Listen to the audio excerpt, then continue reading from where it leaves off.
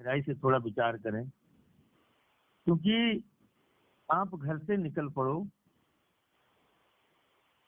और आपके दिल में ये विचार ना हो कि मुझे फला जगह जाना है, और घर से निकल पड़ो, सामान बांध के तैयारी करके घर से निकल पड़ो, और ये तुम्हारे विचार में ना हो कि मैं वहां के लिए जा रहा हूँ, जैसे पीलीभीत जा रहा हूँ, या बरेली जा रहा हूँ, या टनकपुर जा रहा हूँ, ये तुम्हारे जहन में ना हो।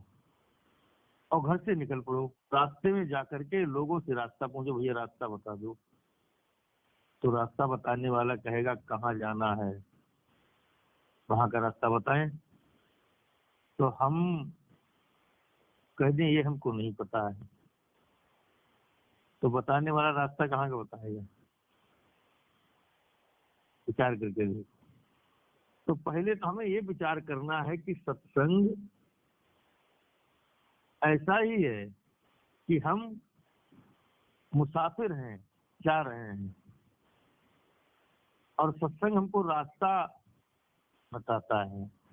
लेकिन जब हमें ही ना पता हो कि हमें कहाँ जाना है, तो सत्संग सुनने से हमें मिलेगा क्या? कुछ नहीं मिलेगा, क्योंकि हमारा लक्ष्य ही नहीं कुछ है। तो पहले तो हमें अपना लक्ष्य बनाना पड़ेगा, और हमारा लक्ष्य है कि 84 लाख दुनिया बीत जाने के बाद हमें मानव तन मिला है, और इस मानव तन में संसार की तरफ जाने के तो तमाम रास्ते हैं। हम सत्संग ना सुने तब भी हम संसार की तरफ जा रहे हैं। हम लड़की हैं, हम लड़का हैं, हम ब्राह्मण हैं, वैश्य हैं, शूद्र हैं, क्षत्रिय हैं, ये सब मान्यताएं हमारे अंदर भरी हुई हैं।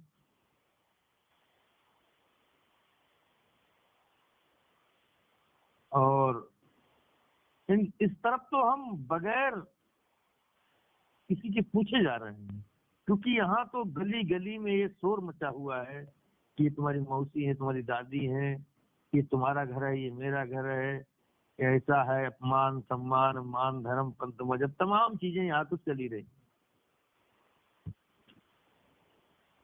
लेकिन मानव जीवन हमें मिला है अपने निस्वरूप का बोध करने के लिए, और ये सुनहरा मौका हमें बड़े युगों के बाद मिला है। अपने स्वरूप का बोध केवल मानव ही कर सकता है। मानव जीवन में ही आप गुरु की भक्ति कर सकते हो। और आप चारों तरफ नजर उठा करके भी देखो तो किसी योनि में कोई गुरु की ज्ञान को ग्रहण कर ही नहीं सकता। केवल मानव ही ऐसा है जो गुरु भक्ति कर सकता है, और कोई जीव पशु पक्षी गुरु दीक्षा नहीं ले सकता। गुरु दीक्षा तो केवल मानव ही ले सकता है। हकीकत पूछा जाए तो हमारे लिए गुरु भक्ति करना आ जाए, इसीलिए हम सत्संग सुनते हैं। हमारे लिए अपने स्वरूप का बोध हो जाए, इसलिए हम सत्संग सुनते हैं। हमारी जो लगन दुनिया में लगी हुई है,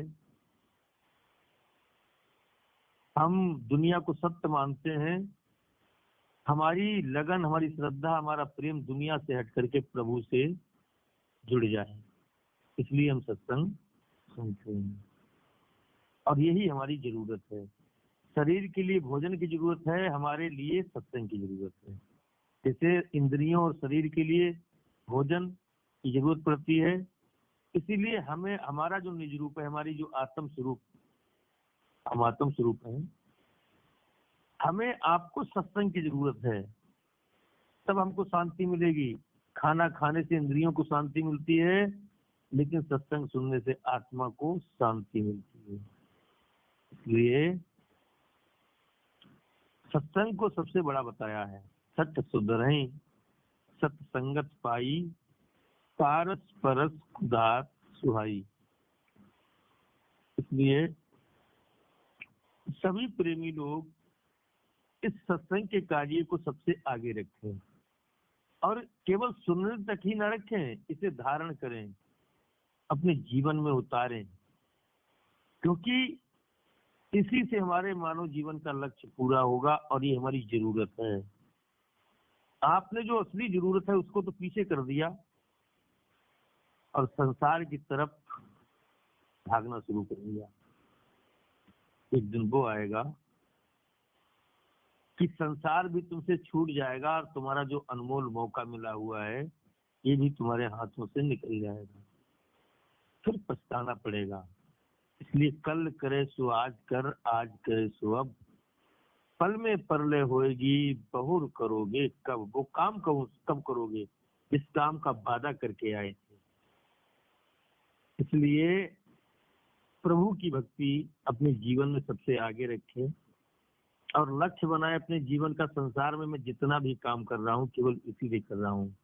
तो मेरा समर्पण तन मन धन का जो है वो प्रभु के द्वार पर होना चाहिए।